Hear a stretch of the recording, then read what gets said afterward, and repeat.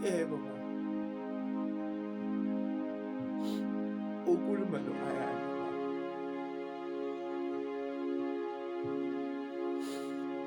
Baba bengithi angisho lana baba ukuthi ubaba kumina baba washeshe wangithatha manje njalo baba uma ngabe